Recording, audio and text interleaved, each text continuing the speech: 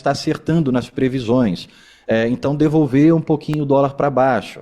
Outro ponto que a gente vai ter para análise de dólar, eu sei que sempre gera uma discussão, ou elogios ou críticas nos comentários quando a gente fala de política, e esse ponto é talvez o mais sensível a partir de agora, que é a questão eleitoral do Brasil. Saiu no início da semana a notícia de que o Tarcísio iria se candidatar à presidência, que já era o acordo feito ali por alguns partidos. Logo em seguida, o Flávio Bolsonaro tuitou dizendo que não é verdade, ele não vai ser candidato à presidência.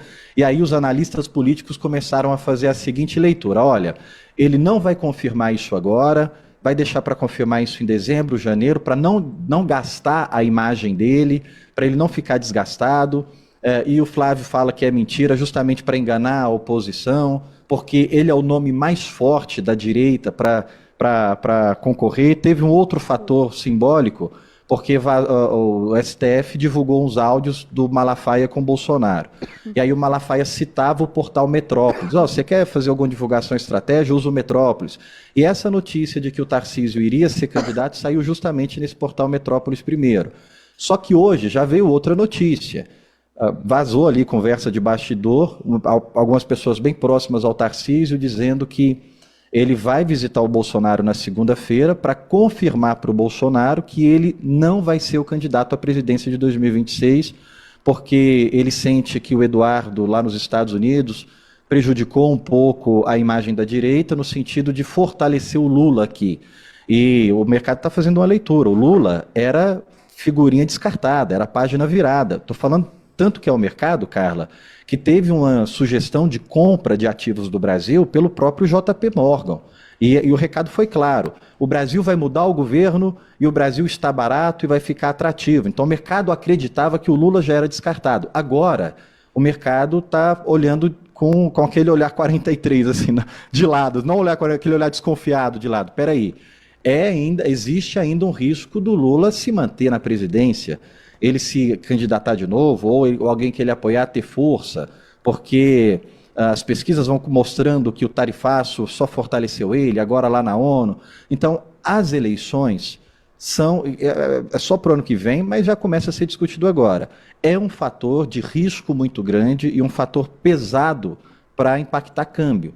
Eu ainda acredito em câmbio podendo tranquilamente vir abaixo de 5,30, caso o Banco Americano corte 2 vezes juros ainda esse ano. Corte na reunião de outubro, corte na reunião de dezembro. Aí eu acredito que o câmbio pode vir sim abaixo de 5,30. Só que não é garantido que eles vão cortar. O Fed, a comunicação dele está ficando cada vez mais péssima, e esse posicionamento eleitoral de ainda não existir um nome para a direita, qual é o nome que vai enfrentar o Lula? Primeiro turno, a gente sabe que é terra de ninguém, vão disputar todo mundo, é impossível de você falar para um Caiado ou para algum outro candidato assim, não, sai do primeiro turno, porque eles estão querendo muito isso daí.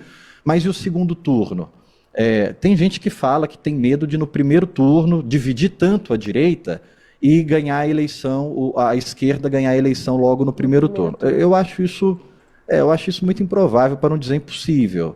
Quase impossível. Só que em São Paulo também era impossível, a gente viu o Dória conseguir ganhar em primeiro turno no ano ali. Mas eu acho difícil. Primeiro turno, o cara ganhar em primeiro turno para presidente é praticamente impossível. Sim. Mas o mercado está nessa carência. Qual é o nome?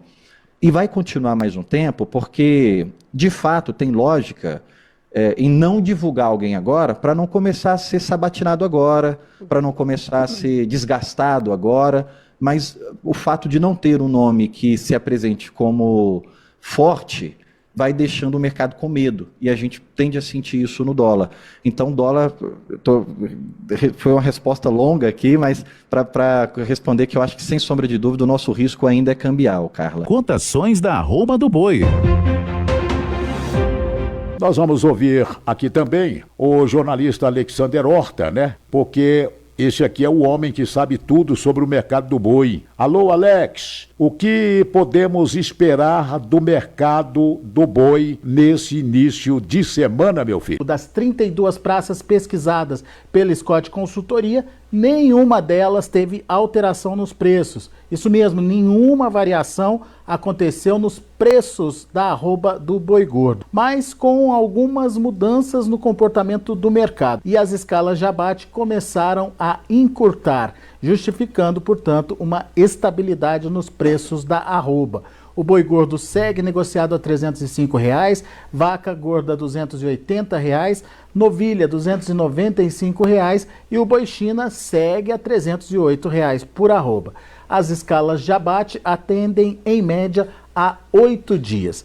Vamos então ver algumas cotações, só para vocês terem a certeza aí de que as cotações ficaram lá em Belo Horizonte, capital mineira, R$ 285 por arroba. Campo Grande, lá no Mato Grosso do Sul, R$ 315 por arroba. E em Cuiabá, no Mato Grosso, R$ 295 por arroba, todas cotações estáveis. Vamos ver também o mercado lá na B3, preços praticados no mercado futuro. Setembro, R$ 303,75, uma queda de 0,38%. Para outubro, R$ 306,50, queda de 0,37%. E novembro, R$ 317,20, recuando 0,88%. Uma sexta-feira de queda nos preços e uma semana de altas e baixas registradas na B3, lá no mercado futuro do boi gordo. Estamos encerrando essa edição por aqui, tá? E eu e a dona Josi Alcântara estamos convidando você para a próxima edição, que é daqui a pouco, e eu aguardo você lá. Obrigado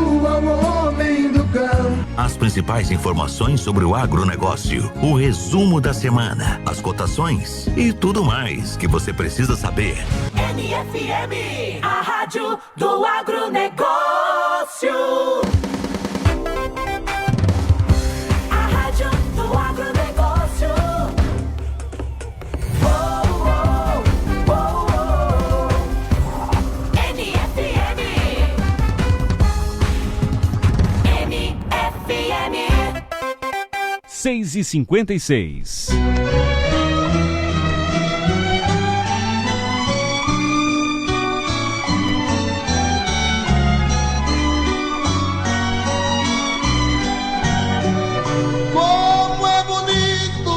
Estender-se no verão as cortinas do sertão na varanda da manhã, deixar entrar pedaços de madrugada e sobre a colcha azulada dorme calma a lua irmã. Cheiro de relva atrás do campo, a brisa mansa que nos faz sentir criança, a embalar milhões de ninhos. A relva esconde as florzinhas orvalhadas, quase sempre abandonadas nas encostas dos caminhos. A Juriti, madrugadeira da floresta, com seu canto abre a festa, revoando toda a selva. O rio manso, caudaloso, se agita, parecendo achar bonita a terra cheia de relva.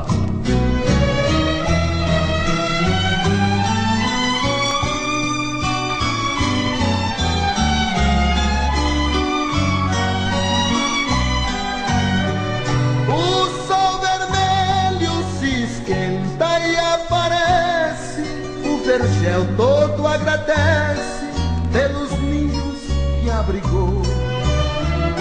Botões de ouro se desprendem de seus galhos, são as gotas de orvalho de uma noite que passou.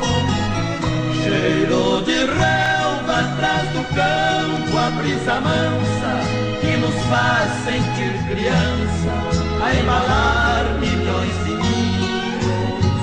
A relva esconde as florzinhas orvalhadas, quase sempre abandonadas nas encostas dos caminhos.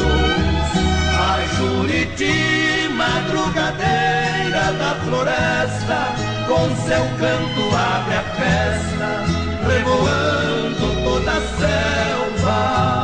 O rio manso, caudaloso, se agita, parecendo achar bonita a terra cheia de relva.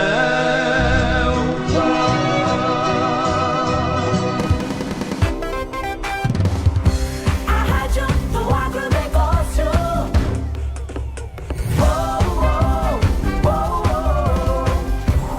NFM.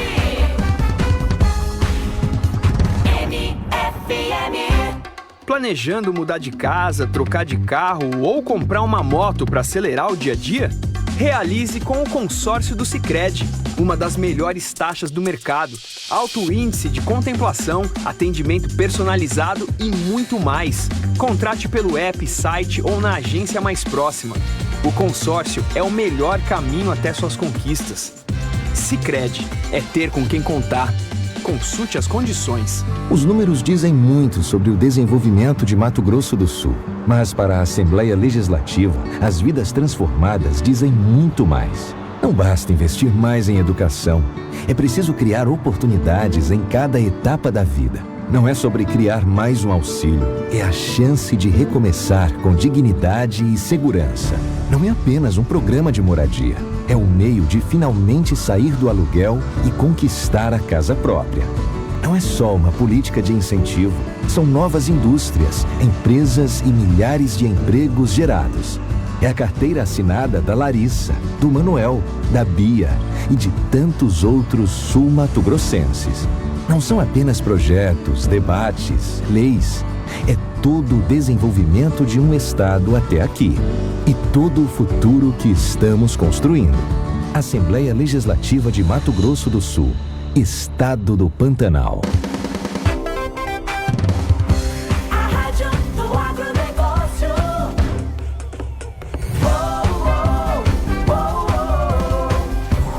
NFM. Atenção, emissoras do Grupo Gonzaga de Comunicação. Direto dos estúdios da NFM em Campo Grande. Toque de 5 segundos para a formação de rede. Das rádios NFM 93.3 Campo Grande, toda a região. NFM 102.5 Dourados e região da Grande Dourados e do Vale do Iviema. Para a transmissão do N Notícias, direto dos estúdios da NFM em Campo Grande. Começa agora o N Notícias. NFM, a rádio do agro.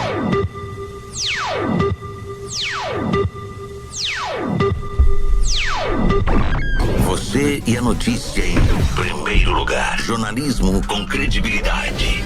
Informações do agronegócio e as últimas notícias da manhã. Com nossa equipe de jornalismo. N Notícias.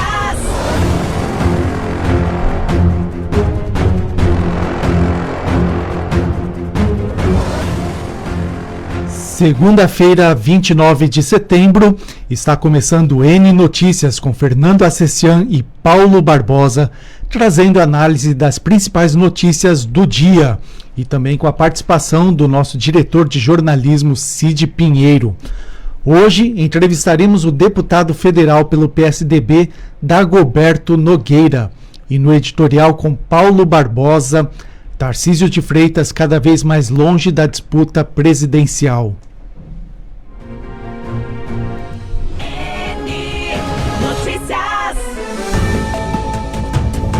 Amigos da NFM, bom dia.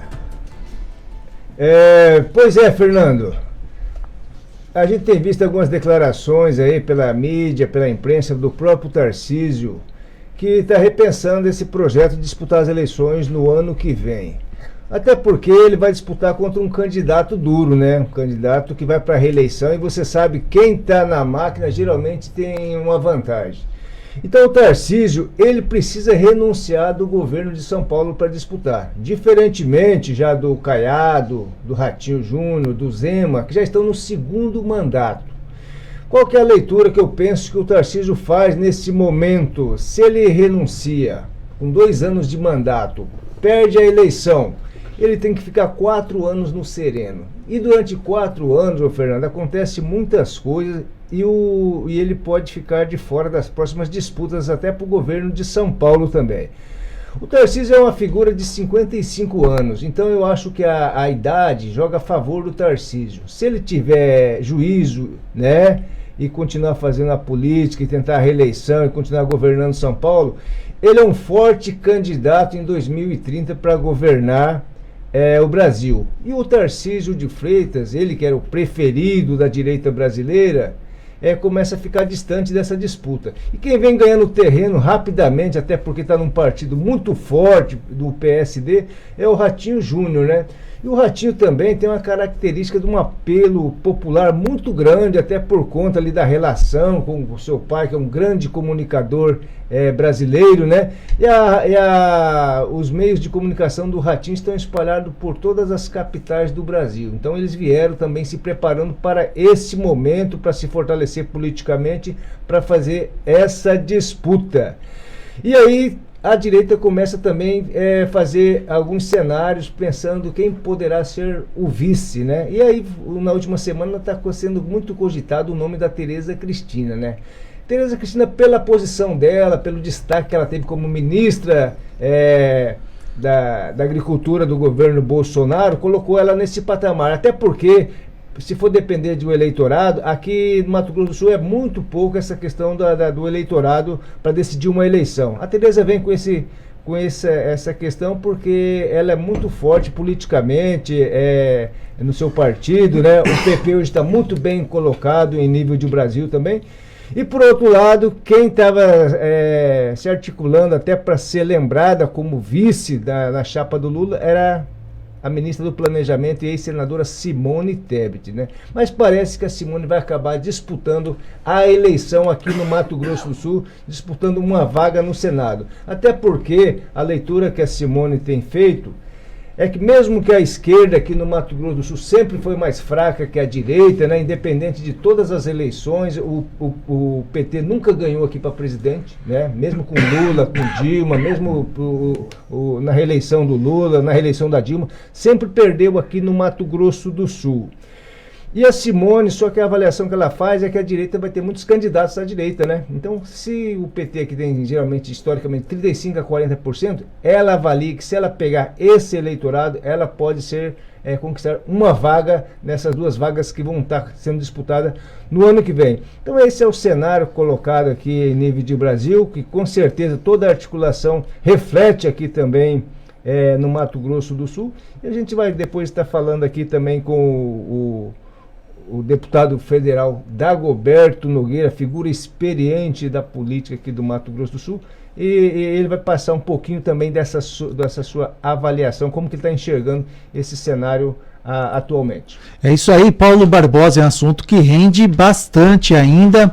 São 7h07, está aqui no estúdio da NFM o deputado federal pelo PSDB, Dagoberto Nogueira. Bom dia, deputado.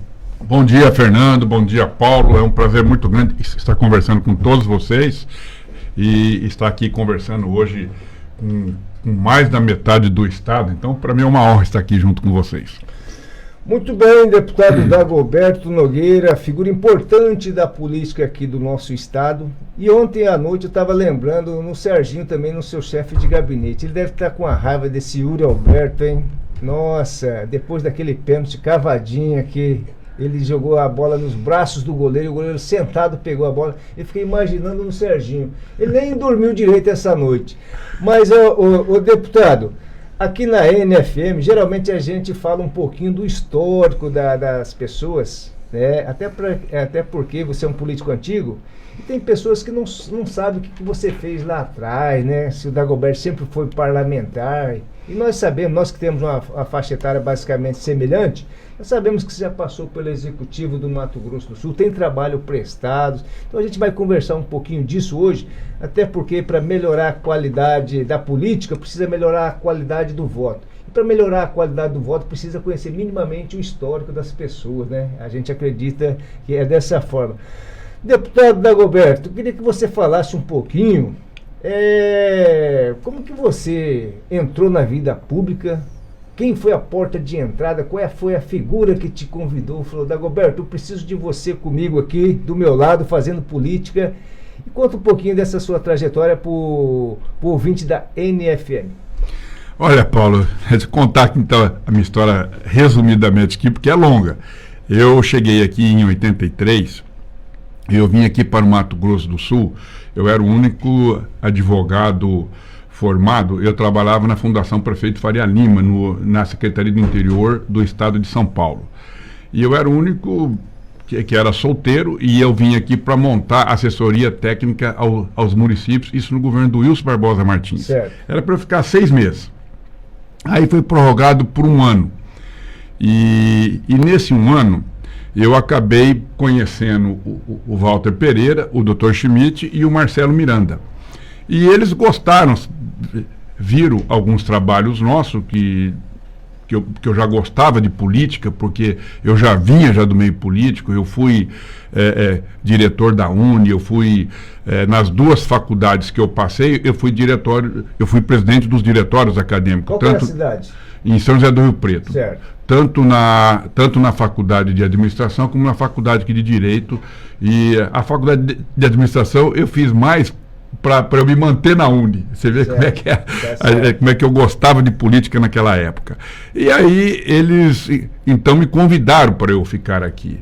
O Dr. Marcelo era senador na época, me deu um cargo importantíssimo lá no Senado, o Walter também, que me deu um outro cargo aqui, a gente fez uma composição, eu acabei ficando por aqui. Aí o Marcelo ganhou o governo, eu fui subchefe da Casa Civil nos 2 primeiros anos, o chefe era o Londres Machado, que era um grande professor isso já também. Em 87 por ali, né? Isso, exatamente, porque nós ganhamos em 86. Sim.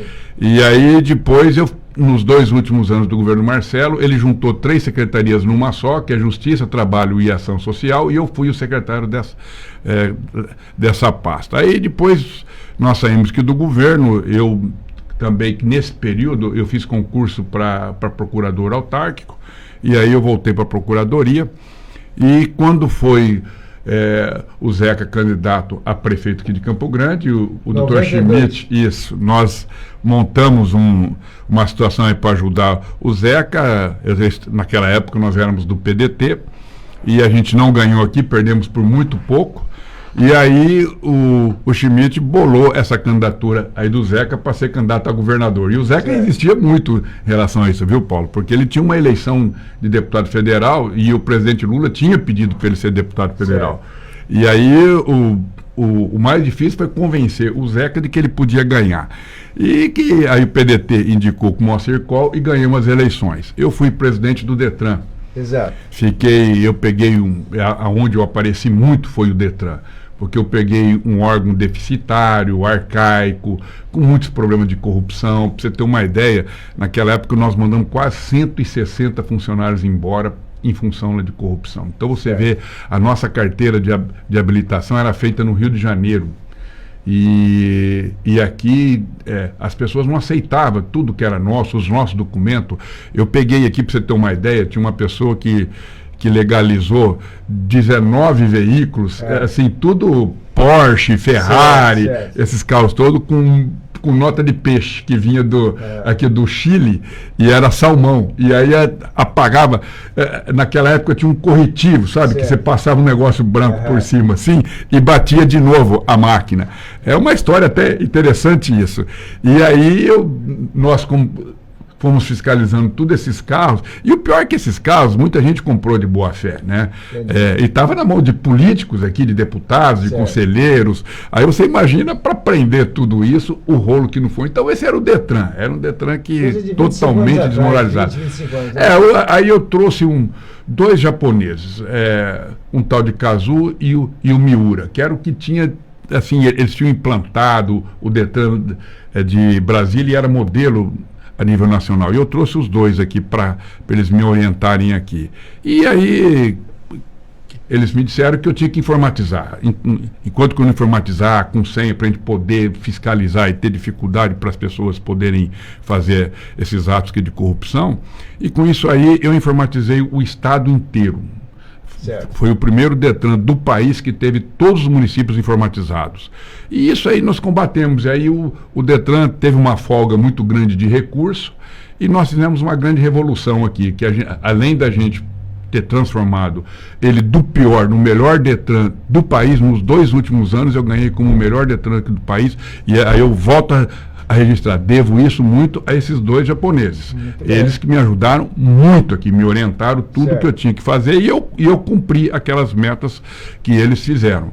Então, isso me deu uma repercussão muito grande. Eu fui candidato a deputado estadual, eu só perdi para o Rigo. E naquela época nós tínhamos 7 no PDT de candidato a deputado. E o Rigo ainda porque era presidente da Assembleia. E o Rigo tinha sido vice-governador, né? Então era uma coisa assim, o Rigo era muito forte naquela época. E aí, depois disso, eu fui secretário de Justiça e de Segurança Pública, nos 2 primeiros anos ali do segundo governo do Zeca, e depois fui secretário de produção nos 2 últimos anos do governo do Zeca. E eu me elegi deputado federal. Fui também um dos deputados mais votados, fiz 100 mil votos naquela época. E aí depois saí candidato ao Senado.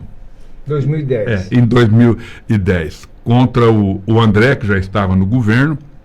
Enfrentei naquela época, eu perdi pro Moca, né?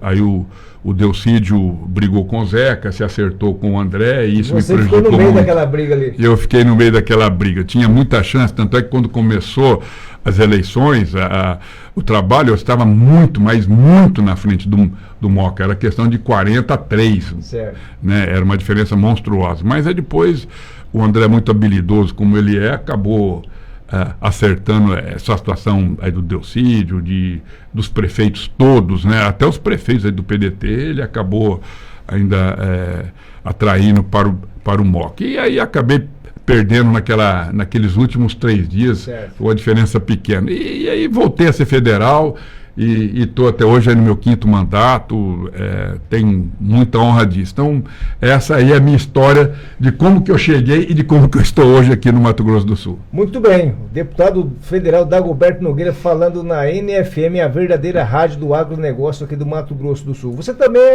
é produtor rural, né? Já que nós estamos na Rádio do Agro, você é produtor rural, você toca o quê? Em que região aqui do Mato Grosso do Sul?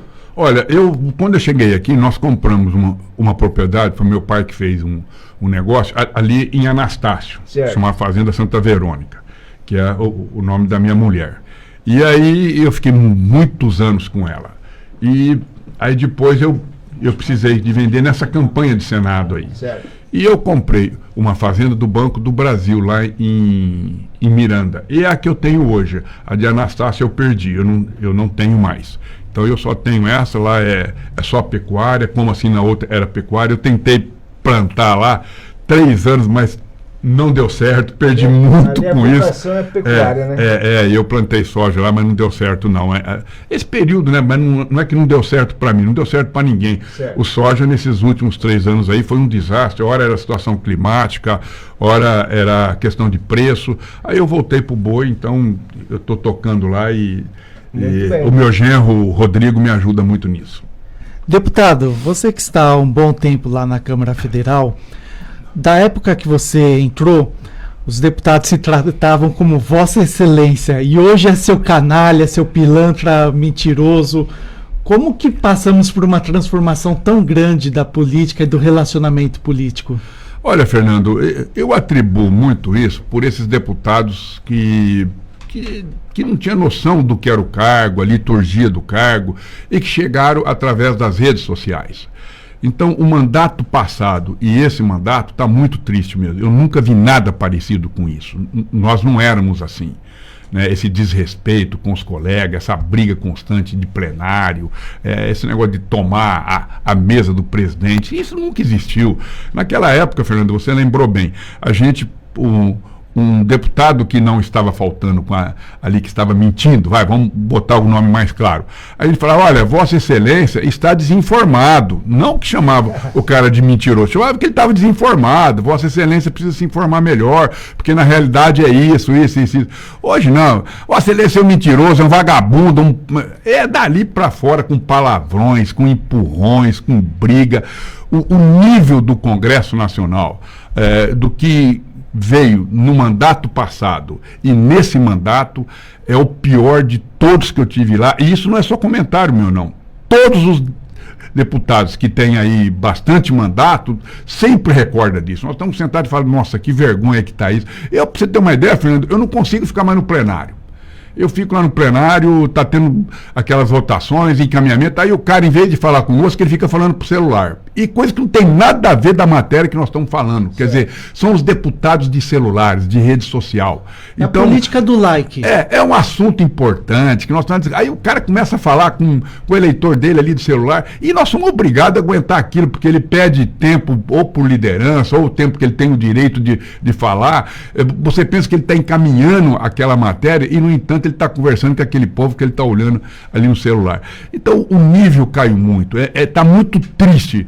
Eu espero que agora nesse próximo mandato nós vamos retomar isso. Eu acho que essa polarização vai se desmanchando e essas pessoas de rede social, porque o Brasil também já não aguenta mais isso. As pessoas estão vendo o tanto de gente despreparada que está chegando lá e que isso tem que arrumar, né? Você vê as votações que estão tendo aí, é uma vergonha que o Congresso Nacional está passando e está fazendo.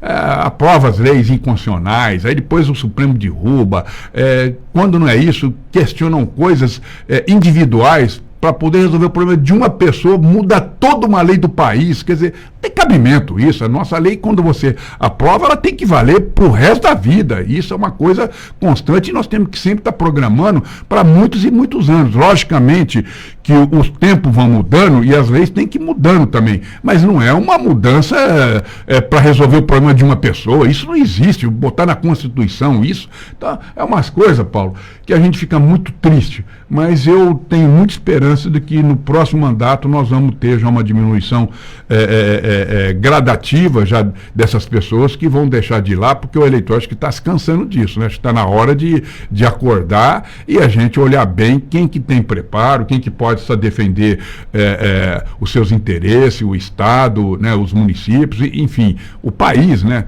Porque se continuar da forma que está muito triste. Quando você trava uma discussão sobre isenção do imposto de renda para tratar de um assunto que beneficia apenas um grupo e outros assuntos similares, assuntos importantes para o Brasil sendo travados para discutir questões ideológicas, o eleitor, você acredita que o eleitor consegue perceber o atraso que está acontecendo, os prejuízos ao Brasil? Olha, eu acho que assim, no mandato passado não teve essa percepção. Voltou muita gente e que também pensava e que estava assim fazendo essa polarização, essa questão ideológica de uma forma radical e ridícula, né? Porque passou as eleições passou, nós temos que governar o país, pô, nós temos que votar para o país, e a gente tem que respeitar uns aos outros, né? Não é porque, por exemplo, o Paulo não pensa como eu, é que eu tenho que brigar com o Paulo. Ele não pensa como eu tenho que respeitar o que ele pensa e a gente administrar e respeitando as ideias, a gente fazer isso para o país. Não ocorre isso. Você lembrou agora, nós estamos lá para um projeto de lei que beneficia muita gente, vai alcançar aí 80% quase que é dos brasileiros que recebem até 5 mil reais não pagar o imposto de renda. Está lá parado e a gente não consegue botar na pauta. E aí põe lá para poder com que os deputados tenham privilégio de não ser processados. né? Tá lá a questão lá da anistia, que o Supremo já falou que é inconstitucional. Então são coisas que a gente tem que esquecer um pouco isso e vamos tocar o país. O país precisa retomar essa questão, se preocupar com as exportações, né? Agora essa briga com o Trump, que é outro cara, né, que não tem nenhuma noção de mundo, está brigando com o mundo inteiro, coagindo o mundo inteiro, né? Mas isso também ele já está tendo consequência nos Estados Unidos, já passou a ter inflação, lá está tendo já desemprego, quer dizer, o cara, você num primeiro momento você pode até ganhar, mas depois isso começa a ter consequência, as indústrias começam a fechar. Ele demitiu lá de uma empresa, exigiu que fosse demitido todos os funcionários que vieram da China, que era uma indústria de automóveis chineses. A indústria parou, era de coreano, parou. Então essas coisas, tudo que você faz com ódio não dá certo. Não tem jeito de dar certo. Então, também não está dando certo, como não deu o argentino lá. Você viu lá o Milei hoje, do jeito que está perdendo as eleições, está lá a Argentina inteira de protesto na rua, porque toda radicalização não vai para frente, seja ela de esquerda, seja ela de direita, não vai para frente. Então, eu não conheço nenhum lugar do mundo que deu certo isso. E não está dando certo nesses países também que estão com essa radicalização. Muito bem, estamos conversando aqui com o deputado federal Dagoberto Nogueira. Dagoberto, que é do PSDB. Dagoberto, você que conviveu com Brizola, com Darcy Ribeiro, com Ulisses Guimarães, aí você convivendo com esse Congresso agora, a Casa do Povo, né, a Câmara Federal, a Casa da Democracia, e onde você vê de vez em quando ali deputados federais homenageando torturadores, que vota a favor da PEC da blindagem. Enfim, imagino que não tem sido fácil para você. Dagoberto, você que construiu o PDT aqui no estado durante muito tempo, sei que acho que 31 anos. 31 anos. Como que foi essa mudança para o PSDB, que é um partido mais de centro, né? E hoje está mais alinhado centro de direita. Você tem convivido com algumas divergências, até porque eu lembro que você, em 2018, 2017, você via com restrição a pré-candidatura do presidente Bolsonaro. Eu lembro que você fazia algumas advertências, falando ele não está preparado para governar o Brasil. Você mudou de opinião? Não, eu continuo com a mesma opinião. Aquilo que eu defendi no passado, eu defendo até hoje. Eu sou um deputado que eu penso que é o seguinte, Paulo, na política, a gente tem que fazer política e a gente ajudar aquelas pessoas que mais precisam, estender a mão para aquelas pessoas que mais precisam. E eu sempre votei dessa forma. E sempre votando com os trabalhadores, votando pela educação. Eu acredito muito, mas muito na educação. Você lembrou bem aí o Brizola, o Darcy Ribeiro, que era a nossa bandeira, a educação de tempo integral, né, para a gente fazer com que o aluno da escola pública seja competitivo com o aluno da escola privada. Esse é meu sonho, então eu não mudei. Quando eu fui para o PSDB, primeiro porque eu não consegui montar chapa no PDT. É importante dizer isso, que quando caiu de 16 para 9 candidaturas para deputado federal, você tinha que ter 9 companheiros com no mínimo de 20 mil votos cada um. E é muito difícil fazer isso. E aí, quando eu fui comunicar o Reinaldo que eu não seria mais candidato, ele achou que era importante a minha candidatura, me convidou para ir para o PSDB, e o PSDB também tem uma história de ser um partido progressista, né? O partido foi criado pelo Mário Covas, pelo Fernando Henrique, né? Tantas pessoas aí intelectuais e que fundaram esse partido. Tanto é que quando eu fui, eu falei, olha, eu tenho um voto mais progressista, eu sempre voto com os trabalhadores, com os pequenos, eu acho que na política a gente tem que ser dessa forma, ajudar aqueles que mais precisam. Não tive nenhuma restrição, nunca ninguém pediu para eu votar de um jeito ou de outro. No PSDB eu tenho tido liberdade total e estou muito contente, porque aqui o Reinaldo é uma grande liderança, né? Aí aqui no estado todo, ele construiu aqui o partido, tornou o partido mais forte é onde ele é mais forte no país inteiro, é aqui no Mato Grosso do Sul. Nós quase fizemos 4 deputados federais de 8, fizemos 1/3 da Assembleia, né? E o resto tudo ele fez em outros partidos também, e acabou ajudando a eleição do Rídio, e o Rídio hoje está fazendo uma grande gestão com toda essa crise que está, porque o Estado perdeu muita arrecadação, e se nós não tivéssemos uma pessoa do porte aqui do Rídio, eu não sei em que estado que nós estaríamos. Eu fico imaginando se nós tivéssemos perdido as eleições, não quero aqui falar mal aqui de ninguém, que não é o meu objetivo disso, mas se o capitão Contar tivesse ganhado as eleições, hoje eu não sei que nós estaríamos em greve para tudo quanto é lado, seria um desastre, né? Porque ele não tinha muita experiência administrativa. Então, o Rídio não, além de ter essa experiência que ele já veio, já do meio empresarial, que é um homem que deu certo em tudo que tocou, ele também ficou com o Reinaldo e ajudou com o Reinaldo transformar o Mato Grosso do Sul. O Reinaldo pegou esse estado quebrado também, deram aumentos quando ele assumiu, e ele assumiu com grandes encargos, mas tomou medida dura e acabou, quase que ele não se reelegeu, mas acabou, depois disso, ele colhendo os frutos, e que hoje é o estado que mais cresce, é um estado que não tem, que nós hoje estamos com a questão de emprego, quase que pleno emprego. Então, e nós estamos com os 2 maiores investimentos privados do país aqui, né? Por causa dessa infraestrutura que ele criou também, que trouxe muitas empresas para cá. Então, hoje o Mato Grosso do Sul, e uma coisa que me fascina também, junto com o Reinaldo e junto com o Rídio, para você ter uma ideia, Paulo, nós aqui no Mato Grosso do Sul, nós estamos com 63% das escolas estaduais estão de tempo integral. Certo. E não é só de tempo integral, não. Se você vai nas escolas estaduais, é com ar-condicionado, é com robótica, é com lousa digital, é um nível de primeiro mundo. Nós só estamos perdendo hoje para o Ceará, né? Mas pelo andar da carruagem, o tanto que nós crescemos nesses últimos 8 anos, nós vamos passar, em pouco tempo, nós vamos passar o estado do Ceará. Aquilo que o Brizola defendia há 40, 50 anos atrás, né? Pois é, então isso me dá muita alegria de estar junto com o Rídio e junto com o Reinaldo. São 7h30, estamos conversando com o deputado federal Dagoberto Nogueira. O N Notícias vai para um breve intervalo e já retornamos.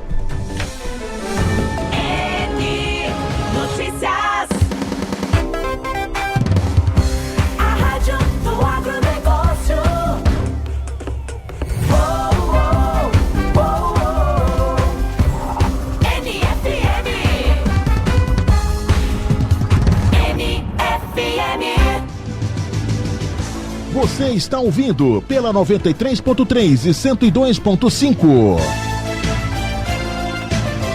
N Notícias, o mais completo informativo do rádio do Mato Grosso do Sul.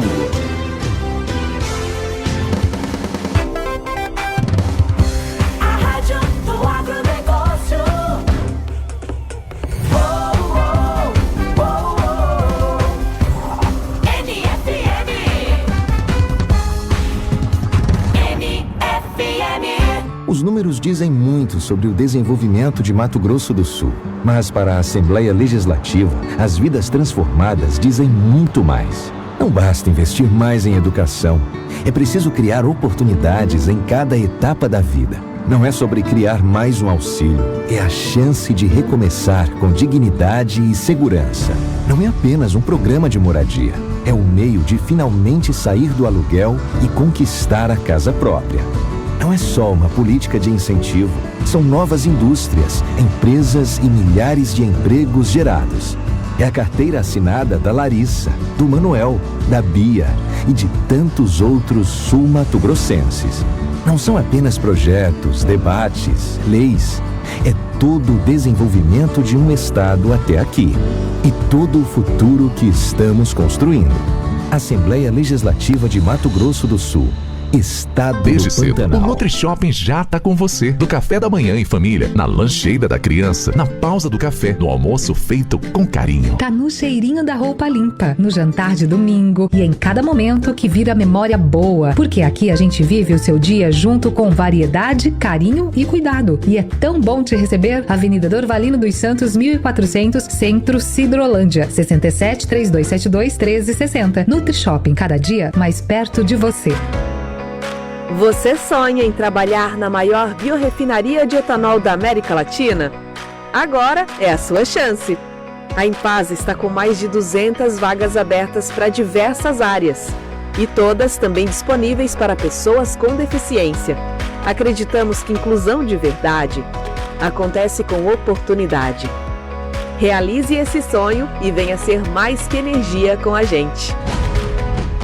Para produzir cada vez mais, tem que aguentar a pressão. A Pomagran tem mangueiras hidráulicas de alta performance e prensagem de terminais e conexões de todas as bitolas para os mais variados sistemas hidráulicos. Na hora de fazer o reparo ou manutenção do sistema hidráulico, prefira alta qualidade e resistência. Pomagran, ajudando a produzir. Lojas em Campo Grande, Dourados, Naviraí, Maracaju, Corumbá e Nova Andradina.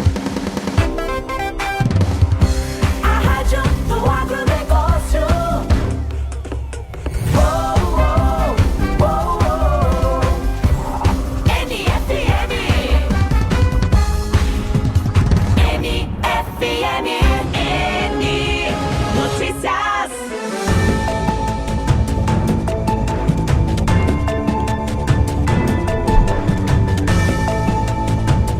7h34, o N Notícias está de volta.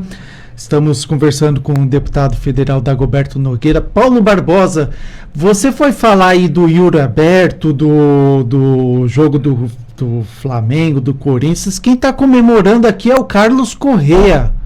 Carlos Correa é nosso braço direito aqui na rádio, o responsável por manter isso tudo aqui funcionando.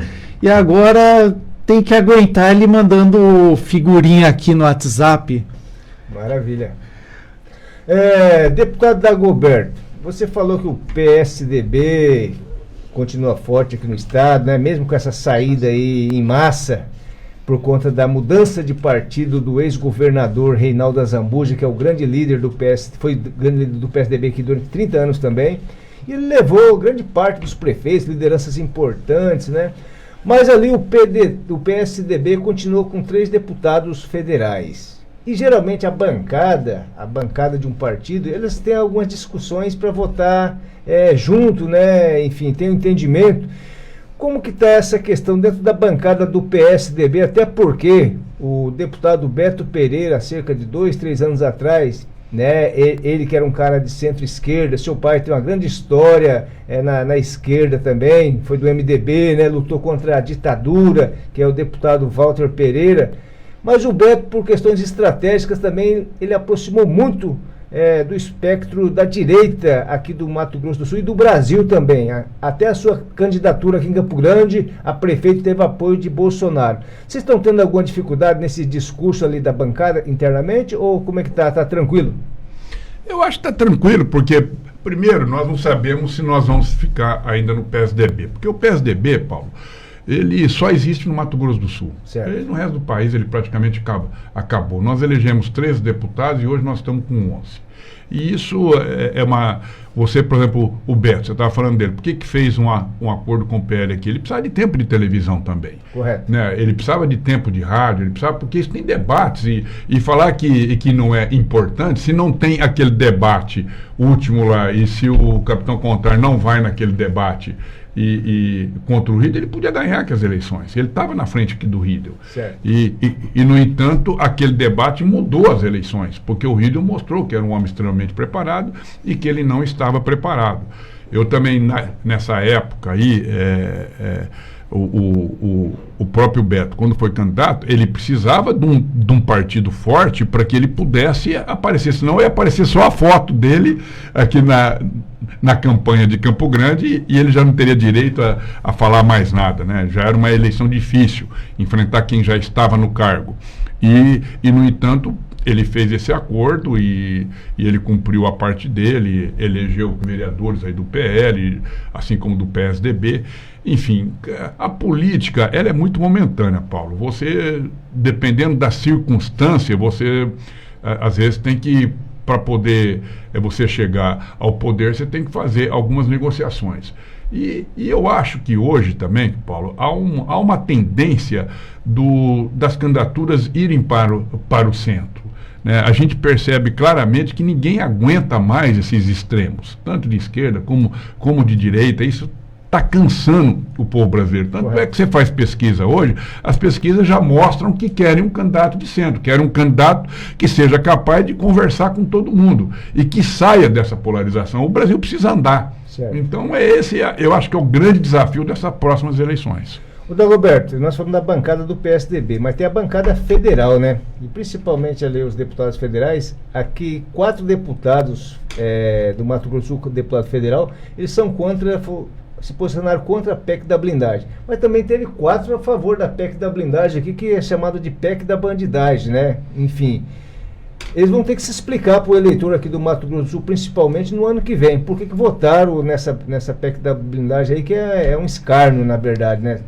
Esse é o meu ponto de vista. Olha, o Congresso, às vezes, tem determinadas posições que é difícil as pessoas entenderem. Porque, às vezes, os partidos, né, fazem acordo e muitos deles têm, a não ser os 2 deputados aqui do PL, que tinham muito interesse nisso, que isso é mais para atender esses deputados que estão com esse monte de processo aí, nessas situações todas que eles estão aqui vivendo, e que eles entendem que o Supremo tem feito uma ação mais rigorosa contra o PL, mas não é que é uma ação mais rigorosa, então tem a questão jurídica aí, e a gente poder interferir nisso, eu acho isso muito triste, né? Eu fui um dos primeiros parlamentares, quando eu entrei lá no Congresso, eu já de cara eu apresentei o fim do foro privilegiado, certo. E fui o presidente da comissão na época. Correto. Né? Então eu defendia muito isso, porque eu achava que ninguém tinha que ter privilégio, porque isso aí. E outra, o privilégio que, quando ele teve, foi na época da ditadura, que a ditadura fez eles caçavam os deputados, e os deputados, até era o voto naquela época, era aberto, viu? Certo. E era aberto porque fiscalizava, e muitos deputados foram caçados. Quando veio o Ulisses Guimarães, que é a Constituição Cidadã, é que ele botou, no caso de deputado, o voto era secreto, que é para não constranger o colega. Então isso é que mudou. E aí que depois voltou a ser de novo o voto aberto, quando foi na época do Eduardo Cunha, que ele estava para ser cassado, ele queria fiscalizar os votos, e ele voltou nisso, e mesmo assim ele foi cassado, né? Porque naquela época havia se votasse com o Eduardo Cunha, a pessoa nunca mais voltava a ser deputado também. Então, tinha essa discussão. Mas o foro privilegiado, na época da ditadura, ele era para poder proteger o deputado. Porque o deputado era cassado, assim, então trouxe para o Supremo, porque eles tinham, esse Tribunal Superior tinha uma, como é que fala, tinha uma proteção maior do que o juiz singular. O juiz singular não tinha força para poder cassar ou não esse deputado, processar ou não. Eles, então, teve esse foro privilegiado muito mais para proteger os deputados, os senadores, em função da ditadura. Então nós não temos mais razão, nós não estamos em ditadura. Então para que tem que ter foro privilegiado? Então todas as autoridades que eram protegidas por lei, né, não precisam mais dessa proteção, só precisa ser honesto. Sendo honesto, não precisa ter foro privilegiado. Muito bem, essa semana vai acontecer a votação do projeto da isenção do imposto de renda. Está pautado para quarta-feira. Hoje é segunda-feira, com certeza Dagoberto Nogueira vai estar em Brasília. Fala um pouquinho desse projeto aí que vai isentar quem ganha até R$5.000. Olha, esse é um projeto do governo federal. Havia uma promessa de campanha nessa direção. Esse projeto, o relator é o Arthur Lira, que é o ex-presidente da casa, que está segurando há bastante tempo esse projeto, que ele já teria que devolver e a gente votar, porque nós temos que votar ele rápido, senão ele não entra em vigor para o ano que vem. Porque tudo que você mexe na situação tributária, você depende, tem o período, você tem que ser votado no ano para ele entrar em vigor no ano subsequente. Então nós temos que votar isso rápido, porque beneficia, como eu disse que no início, quase que 80% aí dos brasileiros serão beneficiados nisso. Então isso ajuda muita gente. Essas pessoas, quando deixam de pagar um imposto de renda, sobra mais dinheiro para eles, né, cuidar da sua própria vida, dele poder se alimentar melhor, comprar as suas coisas. Então isso é uma ajuda que o governo está dando para a população e que nós temos que votar isso mesmo, e rápido isso, né? Tudo aquilo que a gente faz para melhorar a vida do cidadão, nós temos a reforma tributária, né? É uma coisa que vai entrar em vigor em 32 ou 33, agora não lembro.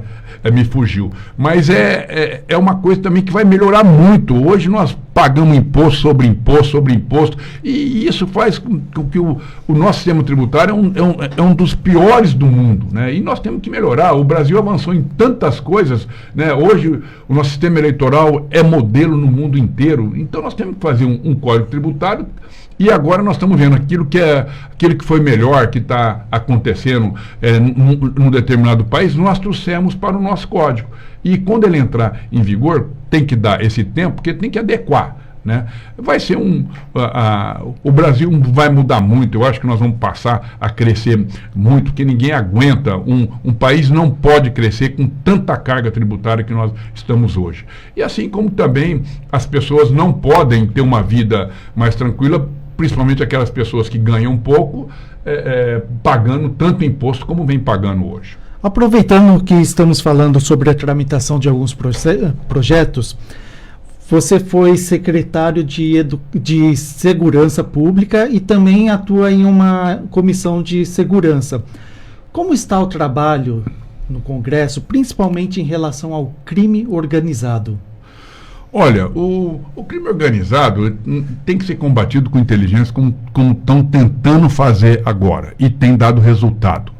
Como que você pega, na minha avaliação, na minha modesta interpretação aí? Eu acho que o crime organizado você pega na hora que você tirar o dinheiro dele. Então agora estão trabalhando, porque não adianta ficar prendendo, porque você prende um, eles treinam mais dois. Você prende dois, eles treinam mais quatro. E como tem muito dinheiro em jogo nisso aí, você vê que eles entraram em empresas, indústrias. O crime organizado se organizou mesmo, por isso que chama crime organizado. Você vê que em São Paulo, por exemplo, a frota de ônibus que circulava em São Paulo estava na mão deles. Então eles são, assim, muito aguerridos mesmo e vão para cima e estavam construindo uma organização. Se nós não combatermos eles, vão tomar conta do país. Então, como que começou agora? Serviço de inteligência.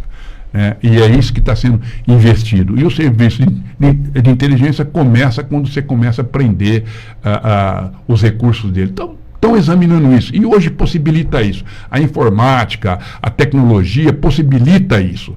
Então você vê como é que a pessoa está usando tanto Pix, tanto dinheiro, tanto coisa. É só checar. Porque o dinheiro você não tem como ficar o tempo todo botando debaixo de colchão.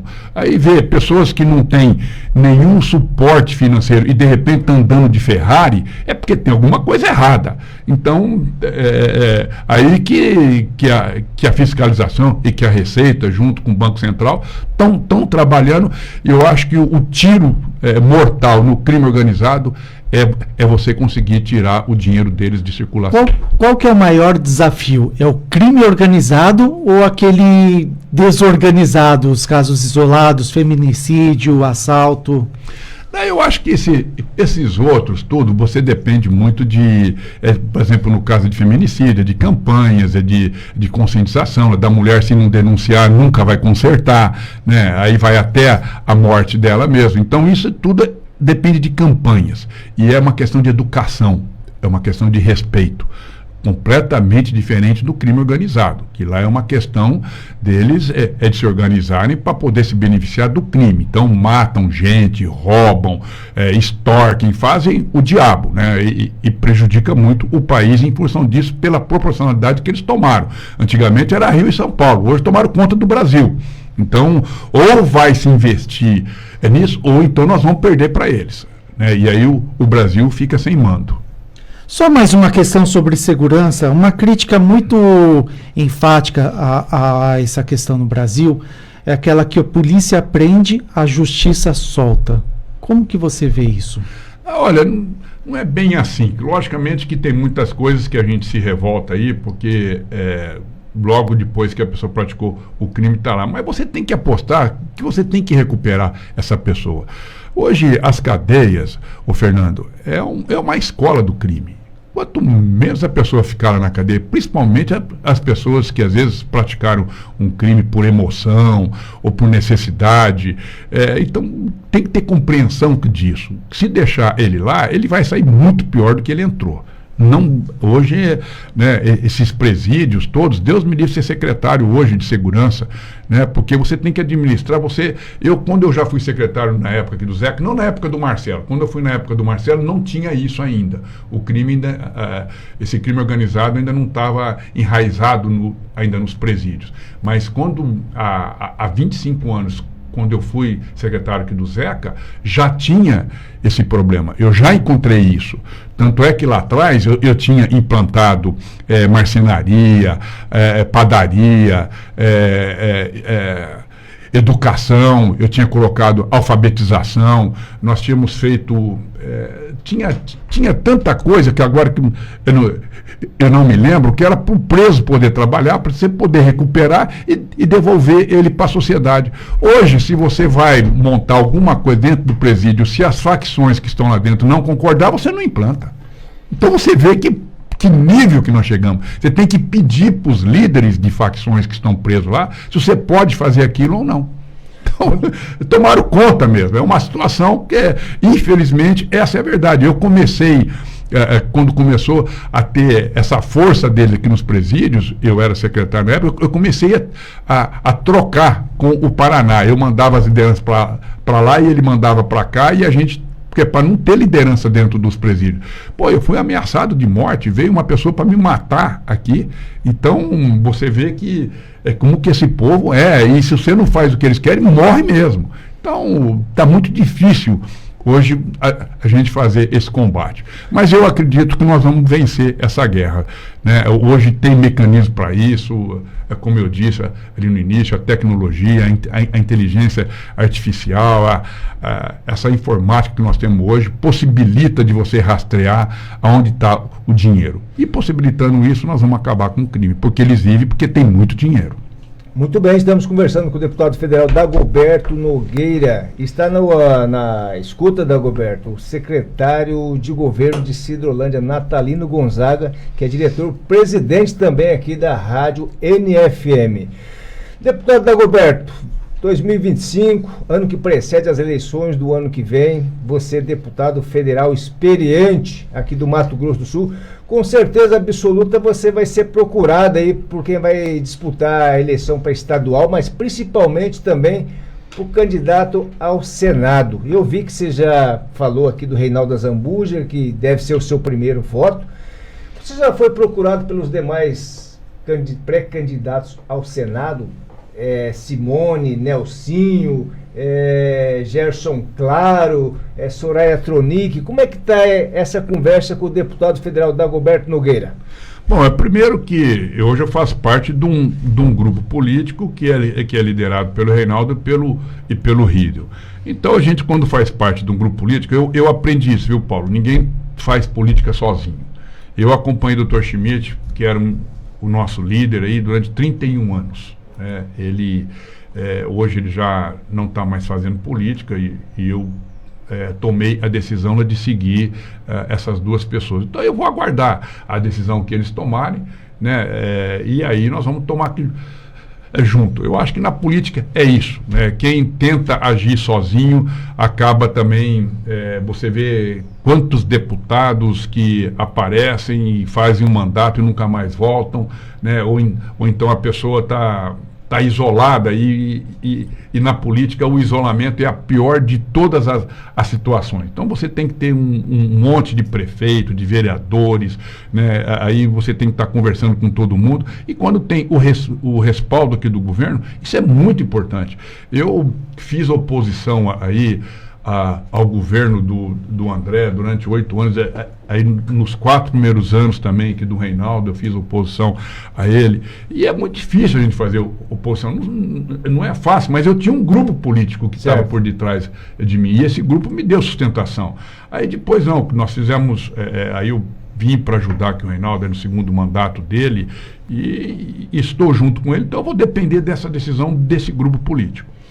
Muito bem, deputado Dagoberto, temos muitos assuntos para conversar aqui, pena que o tempo é curto. Eu quero que você leve o meu abraço em nome do seu comandante lá, o Serginho, para toda a sua equipe, que eu tenho grandes amigos lá no seu mandato também, pessoas que eu admiro muito, né? Quero deixar os microfones da NFM para as suas considerações finais aqui. E a NFM vai estar sempre aberta para você. Quando você tiver um assunto importante para o Mato Grosso do Sul, queira comentar, é só fazer o contato aqui. Eu sei que você está muito antenado, principalmente nesse momento que vive o Brasil, Mato Grosso do Sul, rota bioceânica, a expansão da celulose, enfim. Eu sei que você é uma pessoa que tem acompanhado isso há muito tempo aqui, principalmente essa questão da rota bioceânica, que é um processo de discussão há cerca de 40, 50 anos atrás e que está prestes para se tornar uma realidade. Quero deixar os microfones da NFM à sua disposição, deputado. Bom, primeiro, Paulo, agradecer a oportunidade que você me dá. E segundo, que eu tenho muita esperança no Brasil. Eu sou um homem que acredita... acredito que no Mato Grosso do Sul é a bola da vez, Mato Grosso do Sul. O Rídio está fazendo uma grande gestão, apesar da dificuldade de arrecadação que nós temos, mas ele é um grande gestor. Eu não tenho dúvida de que o povo do Mato Grosso do Sul vai reconhecer isso que no momento correto, e é o nosso grande projeto, é a reeleição do governador Eduardo Rídio. E esse que é esse grupo da qual eu faço parte, que nós estamos trabalhando nessa direção. Então eu lá no Congresso vou continuar, você pode ter certeza absoluta, Paulo, que você nunca vai me ver envolvendo em escândalo, nessas coisas. Eu vou estar sempre com a minha postura de defender aquelas pessoas que mais precisam. Eu acho que esse é que me dá a alegria e a crença de continuar fazendo política. E vou continuar fazendo. Vamos ver se eu consigo me reeleger. Se eu conseguir me reeleger, a minha postura vai ser a mesma. Mandar um abraço para o Natal, que certamente ele está aqui nos ouvindo, e agradecer a oportunidade que você e o Fernando me deu. Muito bem, obrigado, deputado Dagoberto Nogueira, pela sua participação aqui no N Notícias. São 7 horas e 55 minutos, nós vamos com a participação de Cid Pinheiro.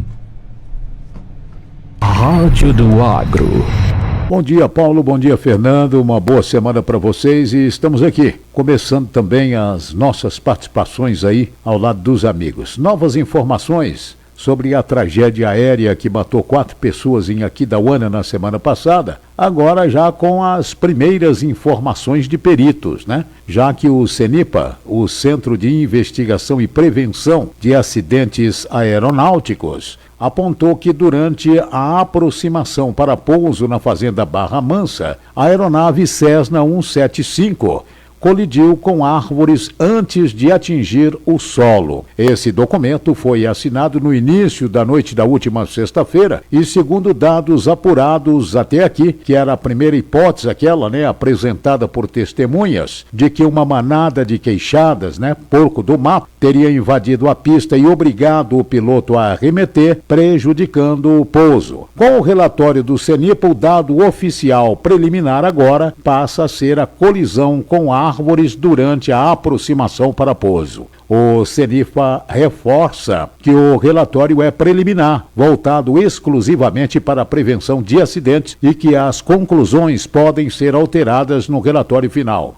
O caso está sendo classificado como colisão com obstáculo durante pouso e os danos à aeronave são descritos como substanciais. A Fazenda Barra Mansa informou que segue colaborando com as autoridades. O acesso à área do acidente permanece restrito a investigadores e a órgãos oficiais. Era isso por enquanto, tá bom, Paulo, Fernando? Mais uma vez, reforço uma boa semana aos amigos e daqui a pouco tem a Operação Combate aí na sequência. Tá na N, tá legal. Muito bem, Cid Pinheiro, obrigado pela sua participação. Paulo Barbosa, 7 horas e 57 minutos, ainda temos tempo para fazer mais uma análise do cenário local. E o Nelsinho Trade pode perder alguns apoios por conta dos irmãos na esquerda. Muito bem, depois de ouvir o meu amigo Cid Pinheiro, a voz marcante aqui da NFM, vamos fazer esse comentário aí, Fernando, que segundo a avaliação política, o senador Nelsinho Trade tem muito trabalho prestado para o Mato Grosso do Sul, diga-se de passagem, senador experiente, né, que está no seu... vai entrar para o 8º ano de mandato, tem muita contribuição para Mato Grosso do Sul. Só que aqui no estado, um estado conservador, onde a esquerda sempre perdeu para a direita, e por conta dessa migração, essa mudança de caminhada do Fábio Trade, que sempre militou mais no na centro-direita, foi para o PT, né? E isso pode prejudicar a candidatura do seu irmão ao Senado, até porque quem vai ser o grande adversário aqui do Eduardo Rido, do governador que vai para a reeleição, provavelmente deve ser o Partido dos Trabalhadores. Isso atrapalha grandemente a candidatura de Nelsinho, né? Então quem está de olho nesse espaço aí também, nesse enfraquecimento, nesse momento da pré-candidatura do Nelsinho, é o Gerson Claro, presidente da Assembleia Legislativa, né, que vem crescendo nas pesquisas, ele vem se articulando fortemente aí, principalmente com os deputados estaduais, e vem ganhando esse espaço aí para de repente ser o candidato do PP e tentar garantir essa segunda vaga. Essa eleição para o Senado, com certeza absoluta, será a mais animada que vai ter aqui no Mato Grosso do Sul. Então vamos ficar atentos no desdobramento de tudo isso aí. E ano que vem, quem tiver mais garrafa para vender, Fernando, é que vai garantir essa vaga ao Senado Federal do Brasil. Vale lembrar que Bolsonaro teria reforçado a necessidade de fortalecer a direita no Senado, né? Inclusive a Jane Nogueira, vice-prefeita de Dourado, esteve aqui na semana passada e falou que a intenção do partido é trazer os melhores nomes para que seja combativo no Senado.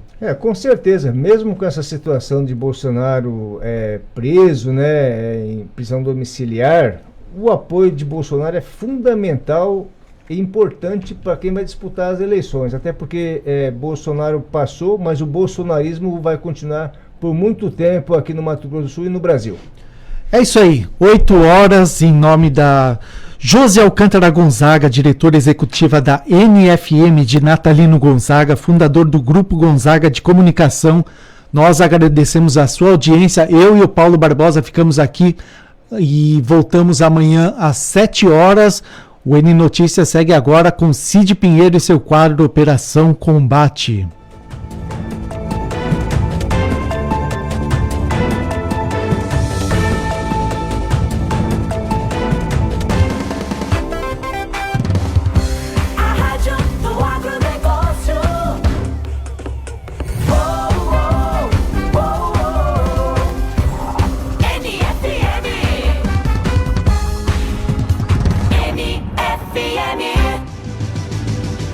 Você está ouvindo pela 93.3 e 102.